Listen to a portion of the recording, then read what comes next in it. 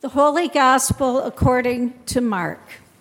Glory to you, O Lord. 6 days later, Jesus took with him Peter and James and John and led them up a high mountain apart by themselves. And he was transfigured before them, and his clothes became dazzling white, such as no one on earth could bleach them. And there appeared to them Elijah with Moses, who were talking with Jesus. Then Peter said to Jesus, "Rabbi, it is good for us to be here. Let us make 3 dwellings, one for you, one for Moses, and one for Elijah." He did not know what to say, for they were terrified. Then a cloud overshadowed them, and from the cloud there came a voice, "This is my Son, the beloved. Listen to him." Suddenly, when they looked around, they saw no one with them anymore, but only Jesus. As they were coming down the mountain, he ordered them to tell no one about what they had seen until after the Son of Man had risen from the dead. The Gospel of the Lord. Last Tuesday, at our noon Bible study, when we were talking about this gospel reading, Elaine Harrison mentioned that dazzling white description of Jesus' clothing stuck out as we read today's passage. These words made her think of the multiple Tide ad commercials shown during the Super Bowl last Sunday. The ads were quite funny, as each showed brilliant white clothing which supposedly had been washed in Tide. While this was very humorous and we had a very good laugh because of it, I think there is a connection to what is really happening in this passage.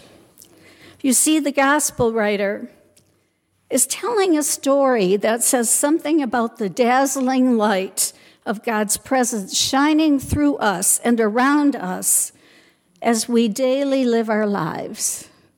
It is a light we often do not see as we go about the ordinariness of what we do day by day by day. When we look at all that is happening in this world, I have a feeling many of us tend to ask, where is God in all of this? I know sometimes I do. We live in a culture in which we think God is out there somewhere, maybe way up high, far removed from our everyday experience. In fact, religion often teaches us that we should seek out the presence of God. However, the reality is that we cannot seek out God's presence. We cannot earn God's presence to us. We cannot prove ourselves worthy of God's presence, nor can we do anything to prohibit God's presence to us.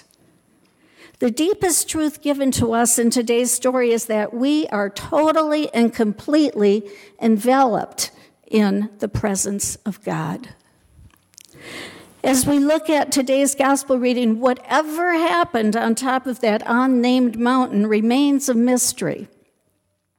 There simply is no rational or logical explanation for this event that was witnessed to Peter, James, and John. Whatever actually happened, the transfiguration as it came to be known, is an event that was primarily for the disciples' benefit. Counter to what some suppose, this cannot be the revelation of Jesus' divinity. If it were, then it would make Elijah and Moses divine as well. Neither should this be read as a final dispensation of prophetic genius in line with Moses and Elijah, as if Jesus is in rank with their company. After all, it is Jesus who is distinguished from these historical figures, and it is he who is left standing alone when the divine voice enters the scene. First and foremost, we should understand this is a story, and we should let go of our need for facts and allow a deeper truth to speak. In fact, preeminent New Testament scholar and theologian N.T. Wright suggests that when we look at this story, the veil of ordinariness that normally prevents us from seeing the inside of a situation is drawn back, and a fuller reality is disclosed. The veil is drawn back so we can see a deeper truth. And if you look at the New Testament reading that Paul gives us today, you can see more about that veil. In verse 3, and this is in the gospel reading, in verse 3, something dramatic but not permanent happens to Jesus. His garments became glistening, intensely white. Indeed, so white that even the best experts in bleaching, not even Tide, could obtain such a result. This is the transfiguration. And the Greek word used for transfiguration is metamorpho. It means that Jesus changed in outward appearance or form. Now, this brings up a very interesting question. Is the transfiguration a story of metamorphosis, where Jesus changes into something he was not before? I think not. Metamorphosis is permanent. But this experience is really a revelation more than any kind of mutation. For the benefit of his disciples, Jesus' outward appearance transforms, and his inward nature of God's pure, light-filled presence is revealed. The veil of ordinariness is drawn back, and a fuller reality is disclosed. And because the veil is drawn back, the disciples see something extraordinary for the first time. Jesus is totally and completely enveloped in the presence of God. Have you ever looked at a magnified picture of a snowflake? If you have, from that point on, there is a sense in which one marvels at the beauty and the uniqueness of every single snowflake. I think that's something to ponder on this day as we receive so much snow. Or do you remember the first time you looked at a speck of dirt under a microscope? What up till then had seemed like a boring little speck of dirt suddenly becomes something full of pattern, color, and even beauty. What you see through the microscope opens up a whole different world, and from that point forward, you never look at a speck of dirt the same way. And you can begin to realize that, yes, everything now has the potential to be more than it seems. You see, the world we live in has many layers, many dimensions, and sometimes these dimensions that are normally hidden can appear. There is a much deeper reality than the ordinariness we see with the naked eye. As the disciples see Jesus in today's story, the veil is drawn back, and they see a deeper truth, a fuller reality. God is very present in this one they call Jesus. And the disciples discovered they themselves were already living in the presence of God. Yes, the veil of ordinariness has been drawn back and a fuller reality is disclosed. The truth is, we need moments where the veil of ordinariness is drawn back and a fuller reality is disclosed. We need the kind of experiences that allow us to discover a deeper truth And one of the best places for that to happen is in the community of faith and being present and participating in that community.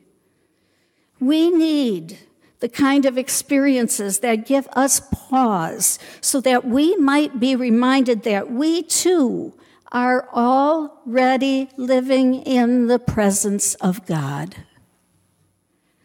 So often we ask, so often in our prayers, we ask God to be with us or with other people, and we try to attain God's presence.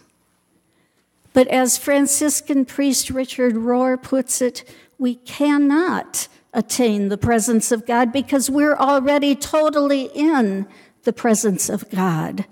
What's absent is our awareness. Yes, what's absent is our awareness of the light of God's presence to us throughout the ordinariness of our daily lives. I've shared this story with you before, but I think it is worth sharing again. When I worked at First Lutheran Church in Muskegon, Michigan, with Pastor Bill Utrick, he and I would go and lead worship at the local nursing home one Sunday a month. I loved those monthly afternoon services. The residents whose bodies and minds had been devoured by the effects of aging, often unable to comprehend or communicate much of anything, would come alive in beautiful ways as we experienced worship together. I remember one special dear lady named Savannah. She was a wheelchair-bound, 94-year-old African-American woman whose body and mind suffered greatly, broken from the ravages of old age. I remember Savannah because at one of those treasured worship experiences, she spontaneously and surprisingly burst into song, gifting us with her vocal rendition of the Lord's Prayer. Now, as a trained musician, I love quality performances and thought I knew what beauty was. However, as this very feeble old woman sang this prayer with her aged, weak, scratchy, shaking voice, I heard one of the most beautiful offerings I will ever hear in my life. It was a moment of transcendent beauty, a sacred moment in time when the light of Jesus became so brilliant and so very present. In that moment, the veil of ordinariness that normally prevents us from seeing the inside of a situation was drawn back, and a fuller reality was disclosed. In that moment, I discovered we were enveloped in the presence of God. And in that moment, I was changed. Amen.